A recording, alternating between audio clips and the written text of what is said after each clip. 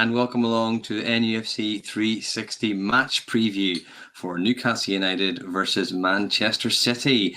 Can you believe it? It's here already. The first Oil Clasico of the season takes place tomorrow at 4:30 at St James's Park. I'm Stuart Montgomery. I'm here today with Jack Cunningham and Michael Gray to discuss our thoughts on Man City, how you think we'll line up, and finally our predictions for the big game. Good evening, gentlemen. How are you? All right, Stu, yourself, Jack? Yeah, all good, mate. How's everyone else? Brilliant. All fantastic. Buzzing for tomorrow. Before kick-off, thank you so much for those watching. Please don't forget to like and subscribe to the channel. It really helps us grow and reach as many Newcastle United fans as possible. Without further ado, let's kick on. So, our thoughts, gentlemen, on Man City. Obviously, the champions coming to St James's Park tomorrow afternoon. Michael, start off with you. We've obviously talked a lot on the channel about how Newcastle summer has been transfer-wise and how their squad currently is. What are your thoughts on Man City's summer signings and their general squad strength that they're going to be bringing along to St James's tomorrow?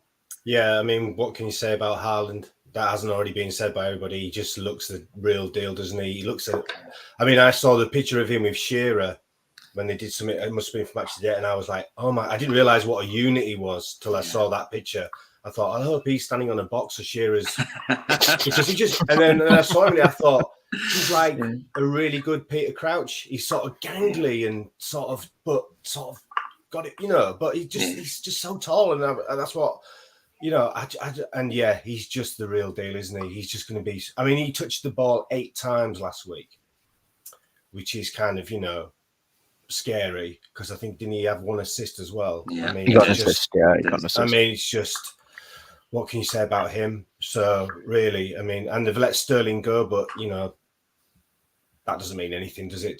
To City, so they'll just replace him with Mahrez or to come on or Grealish or whoever they want. I mean, they're just them and Liverpool still are the ultimate team, aren't they? Really? Yeah, Jack. I mean, I've heard the stats, more of an opinion going around about Man City having the perfect transfer window. They essentially think they made a profit. I was reading, don't quote me on that, but basically having sold enough players and brought in, you know, Calvin Phillips and a couple of Alvarez, who barely played really, but was scoring for fun over in Argentina. What are your thoughts on their squad? Is there any other danger men you're worried about? Yeah, so Haaland I'm not even sure he's a human. I think he's a cyborg that they made in a lab. So it's like he's just a goal scoring machine. I mean, I don't understand. Like last season, he was injured quite a bit. He got 30 goals in 29 games. Still, it's ridiculous.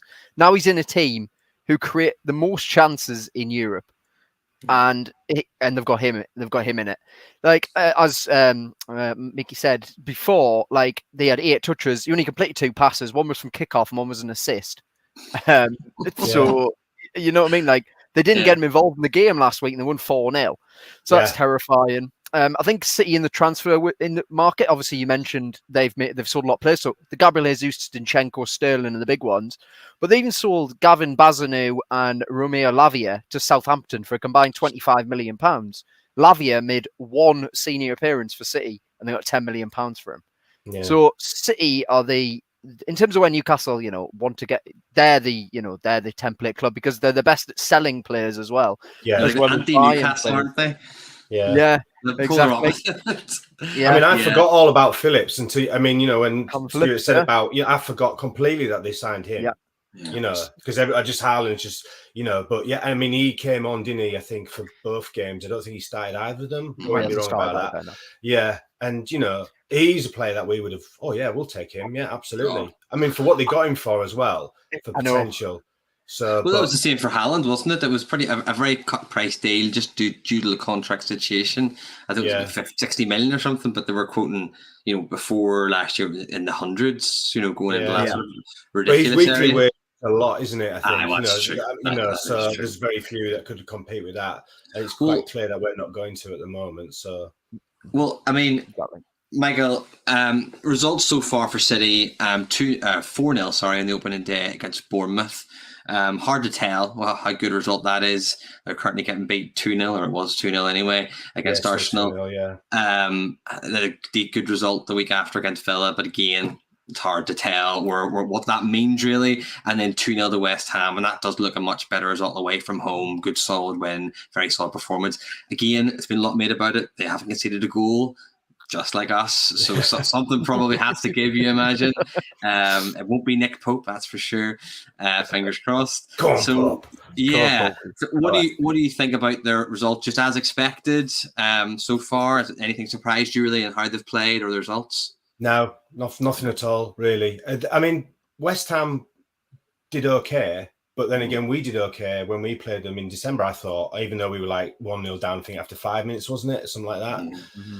So, I mean, they just going on past with them. They just go through the gears, don't they? You think you're getting a grip on the game, and then they just seem to go, oh, right, okay, well, we'll just step this up then. And they just go through it.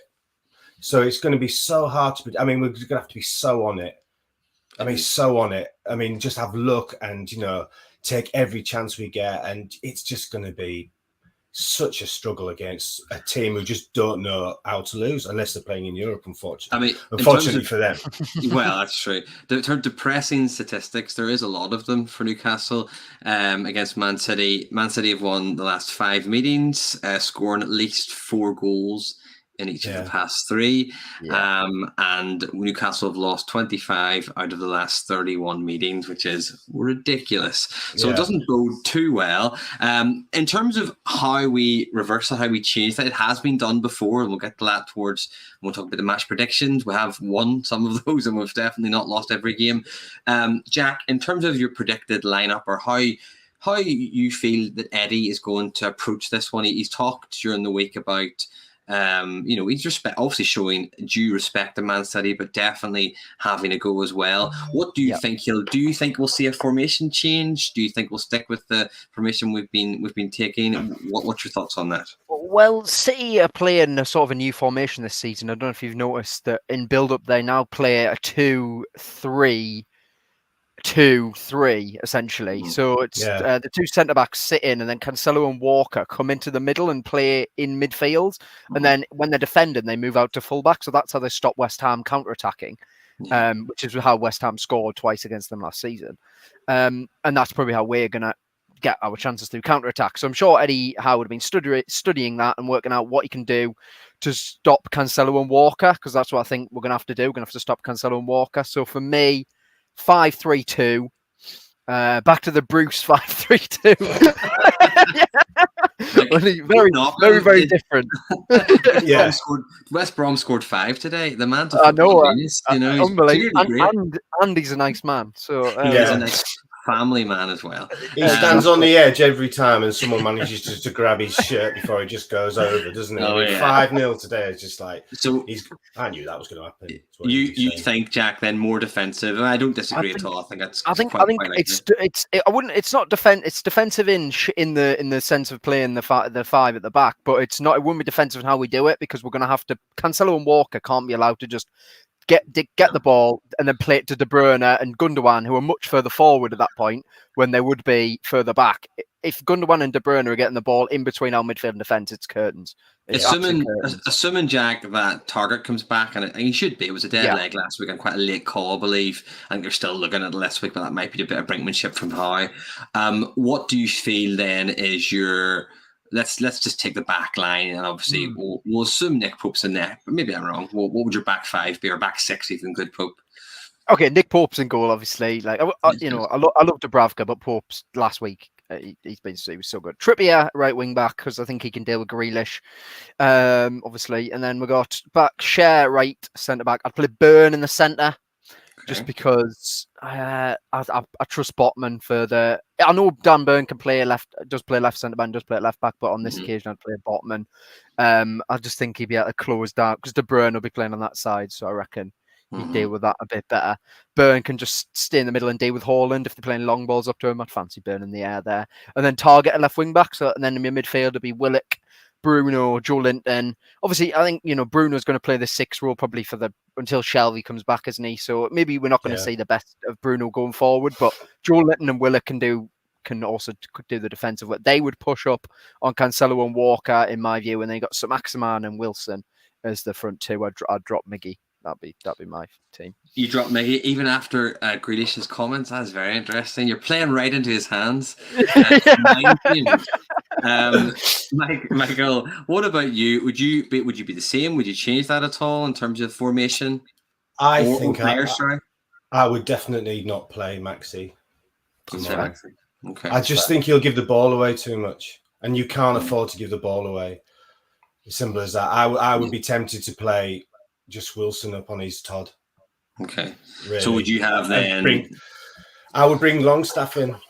I just think we're just going to be overrunning midfield if we're not careful. And then, like I say, I expect Joelinton to pick up a yellow card probably in the first 5 minutes. That's going to be like, because he'll just run around going, look at me. Yeah. And as good as he's been, he's just different gravy. So I wouldn't play Maxi tomorrow. So I mean, that can work. Sometimes Max can come on as an impact sub, and absolutely. I just don't think we can afford to give the ball away, and he does give the ball away a lot. He does, by his very nature. I don't disagree, but I think my view on it is I would play him, but only because I think he's one of our better players. I completely agree with you saying, and it's downright logical.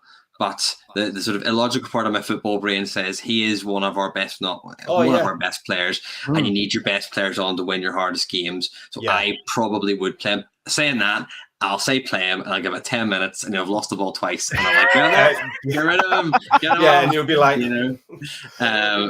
Michael's right. I mean, it's an interesting one. So for your formation there, Jack, would you have the three at centre back there? Would you have Botman, and Byrne, and also Shar at the centre there? Is that what you'd have, Jack? Yeah. So Share right centre back, Byrne as the central, and Botman at left. That quality three. I mean, that is really quality. Yeah, that's fantastic. It's how good our defence is now, isn't it? It really is, and I know we won't go into it now. It's not the time for it, but obviously there's champion transfers a bit further up the field and things like that. But it's a massive transformation defence-wise to see how far we've come in that. On the topic of Mr. Grealish, then, and obviously a little bit made about this on social media and about him running his mouth about our Miggy, about our lovely Miggy, and basically giving it a bit like. And then of course Miggy went on an amazing pre-season run, and he's been decent. He's working. He always works hard, but he's been very good. Michael, did you have Miggy on then in your team? And if so, do you think he'll let Grealish's words, or do you think they'll even be aware of this as a situation? Do you think it'll be something to think about? I think Miggy would have been aware of it, but in the end, what was it? I mean, Grealish obviously had a few, hadn't he? Yeah. So did it mean anything? Yeah, it wasn't the wisest thing for him to say. It wasn't the cleverest thing for him to say. But he was dissing his own teammates at the same time. So take it with a pinch of salt. I don't know, but I mean, in the end, I don't think Miggy's going to really care, is he? If he starts up against him, it's not going to be like a Nunez type, a headbutt on anything like that. Miggy headbutting someone. Not really nice. I mean, he's too nice. He wouldn't do that. You can't hate Miggy, can you? He's like the puppy that you found sat next to a ginormous pile of poo. And he just looks at you and you're just like, oh, stop it. I'm so cross, but and you just clean it up without thinking. I mean, it's hard to hate Miggy, isn't it? Really. Yeah, I mean, he couldn't have picked on anyone else in our team, but for that, everyone just went, "Oh no, not Miggy. He's lovely." Something I find, I mentioned this in the pod on Tuesday about it was with Callum Wilson. I'm a massive fan of Callum Wilson, as I should be because he's great. But I've found he's been a bit isolated in the games we played, even against Forest in the first half. I know he scored a great goal. But it was a goal, not in a nothing. But he had to do a bit of magic to get it. It certainly wasn't a one-on-one. You're through. You've loads of time. I think this is going to be exacerbated even more. And he's cutting quite a frustrated figure. You saw it against Brighton, who are obviously not as good a team as City. And I worry maybe about how isolated he's going to be. And is there an argument to sort of put someone up with him, and maybe up beside him? I don't even necessarily mean like someone like Chris Wood. I just mean someone like Miggy or Fraser, someone running off him, maybe making runs or being able to provide a bit of link-up play, and maybe that number 10 kind of role. Is that an argument to be made? That's what I'm saying with some Maximan. If you play 5-3-2, he's up there. He also doesn't have to he obviously has to track back, but he have to track back in the centre of the pitch and he'd have support there rather than being stuck out wide on the left up against Walker, De Bruyne, Mahrez, Foden. Like, you know, he'd be able to stay in the middle of the pitch a bit more, and then when we break, he's closer to Wilson. That's why I would go with that. So yeah, I do think that, and I think with Wilson, like as you were saying, like he has, but that goal he scored last week again, it was absolutely out of nothing. He chipped it over Doug's head. The referee then blows his whistle for some apparent reason, but he did. Wilson doesn't even need a chance to score. Like that goal against Nottingham Forest was not a chance. No. So I do feel if we give him anything, he looks so sharp, so on it. He's got a chance of getting a goal because absolutely. He can like make a goal out of Forest. Yeah, I mean that one. I mean that's what we want for tomorrow, isn't it? We just want that chance. We want that just him creating something out of really nothing. Because that goal he scored against Forest was great, and you know, again that came from Trippier, didn't it? So I mean, we're going to be a lot different side than we were the ones that we that when we faced City, you know, at Christmas, wasn't it? You know, we didn't have Trippier then, we didn't have Target then, we didn't have Bruno then. So there is some hope. You know, I mean, they might have a crap day. I mean, you know, if we're on it and they have a bad day, you know, or they get it wrong. I mean, it happens. It does. I just hope that we've got, like you said, Jack, you know, we need Callum to take that chance. If it's there, he needs to take it. I think we'll need a couple of those as well. Well, let's get on to that then. You know, the predictions for themselves. I mean, before we get on to how you feel it'll play out and, you know, what the result will be, there have been in the past, obviously, we have won games before against Man City. And are there any sticking in your mind, Michael? What about you? Any recent or even far-flung ones you're thinking of? There was that one, was it 2 years ago? Was it Bruce? Was Bruce or was it Rafa still in charge? It was Rafa. Is it Rafa? Yeah. 2018. Did Longstaff score, didn't he? No, it was Rondon. Rondon. That's a Matt Ritchie penalty. It was a Matt Ritchie penalty. Rondon equalised and Matt Ritchie scored in the 89th minute and the penalty. Yeah, I know why you're thinking of Longstaff because he got fouled for the penalty. Right. That'll do me. That just the same. And but in just have that again. Rondon goal as well. Yeah. I mean, in that game, from what I remember, even it was only a couple of years ago, but it was pre-COVID, so it's therefore a million years ago. Yeah. I think I remember being in the game because it was typical Rafa. It was very defensive. It was very much a defensive block and trying to keep them out. But that worked for a lot of it, and I think that's what Eddie is going to try and do. I think you're right, Jack. I think there'll be a very much a defensive mindset going in. We have been very solid defensively. You know, Pope has been great. I think he'll need to be great. I think if we can avoid any absolutely world-class out of the blue stunners from like De Bruyne and things like that, I think we have a chance. I mean, look at the 2-2 actually, that springs to mind, where Bruce was in charge, where Shelby scored a worldie, but so did De Bruyne, you know, so you cancel those two out, it's a 1-1, you know, and that's with Bruce, for goodness sake. So it's doable. And I think we see James's Park being really up for things. I think there's definitely a chance there. Jack, any matches that spring in mind to you know, from the past for you?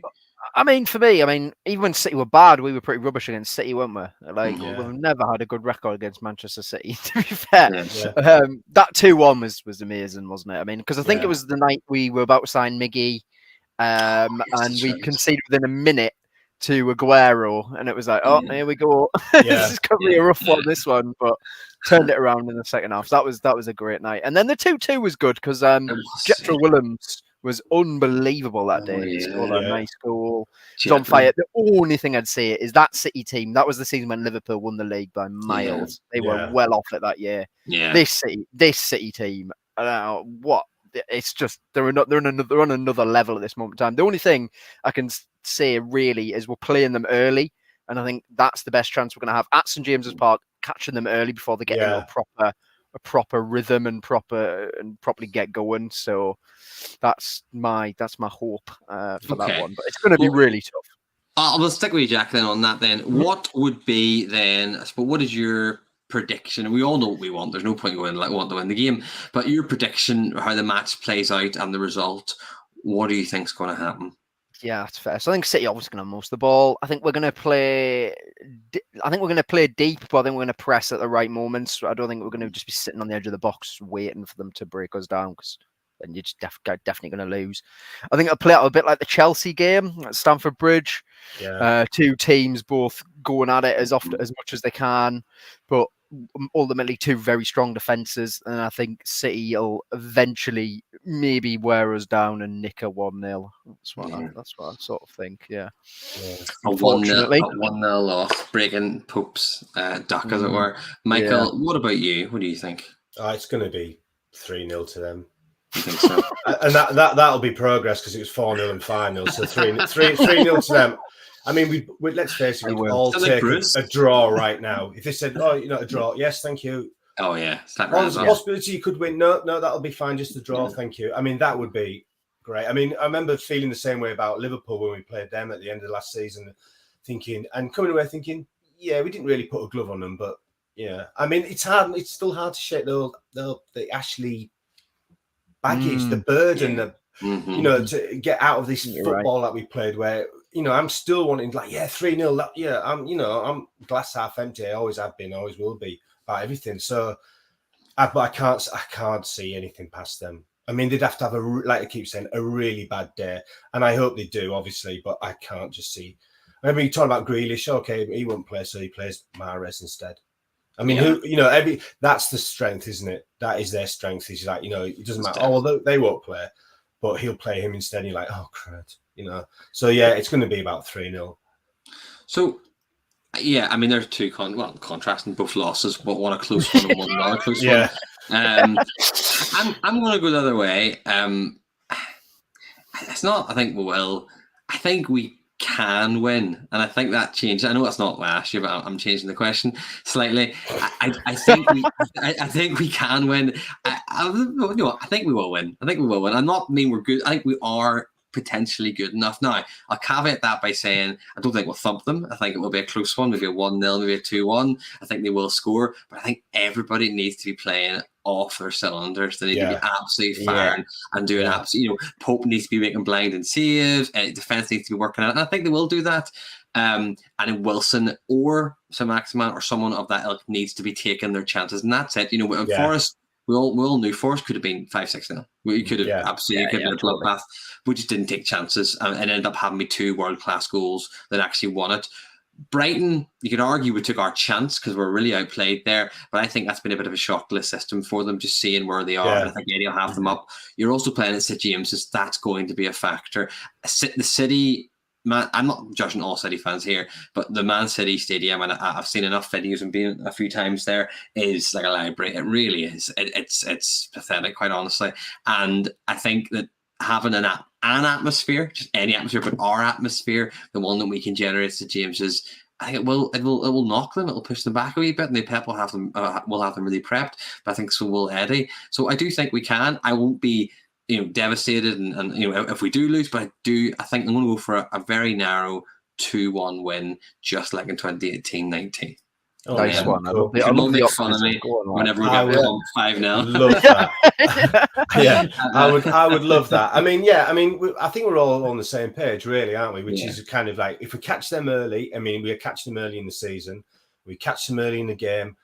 Yes, of course, there's a possibility. I mean, it's football. It's what we all watch it for, isn't it? We just don't know. But when you look at it, it just seems like it's just a bit too much to ask at any time of the season. But that's what we're all going to turn up for, and that's what we're all going to watch for, because we want that game, like Fulham had against Liverpool, where it's just like, just catch them on a bad day.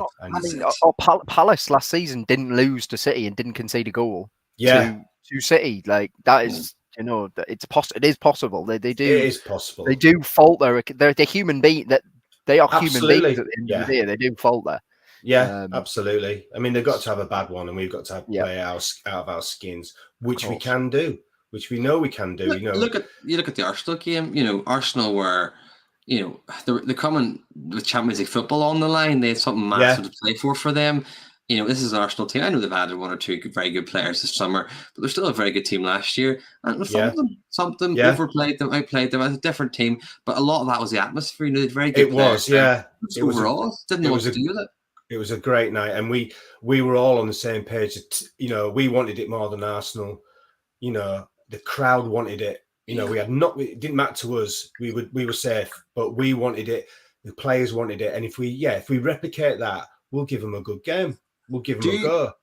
Yeah, Michael, sorry. Do you think? And are you going to the game, Michael? Did you say you're going? I am. Yeah. So, do you think? I suppose I'm starting with you. I'll ask you the same question, Jack. Do you think the time and day of the match has any effect on the atmosphere, or in terms of, or how atmosphere and the feeling on the game? 4:30 on a Sunday, a nice sleepy Sunday to 4:30. Do you know what I mean? Do you think it has an effect? What do you think, Michael? Might do afterwards, because people think about, well, I won't go.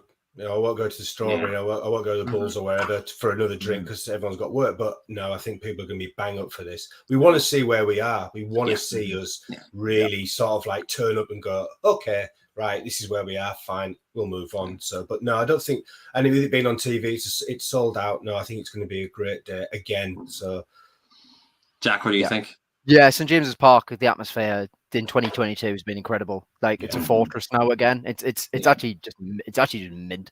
Like it really is absolutely. I mean, Wall Flags have just been amazing. I mean, the work they must put in, and with the work we know they do put in, it's just been, there's no one near us when it comes to that, thanks to them. No. Not at all. Not close. Anything else looks kind of a bit sort of like, sandcastles and, the wordy things going around. They really have made a difference. It really gives people something to, really get behind. So it's been brilliant so far. Yeah. Then I suppose finishing. I think you're right, Michael. It's very much a line in the sand, isn't it? This game, it shows us where we are as a club. This year, there's also been a lot of talk about what our aim should be. Should it be top 6? Should it be top 10? What some of the players' feelings will be. And there's been awful rumors about Bruno and Real Madrid. We won't talk about because they're all lies, and he's never going anywhere. Things like that. But that plays into some things because he and others won't wait around forever. We need to be moving at some pace, and we need to get there. So it's a line in the sand. It'll be very interesting to see how we do. Gentlemen, thank you so much for your time this evening. That was really enjoyable. Thank you. I hope, are you going, Jack, to the game? No, I live in London. I don't really get up to games that often. Sorry, I live in Northern Ireland, so it's fine. So it's only Michael.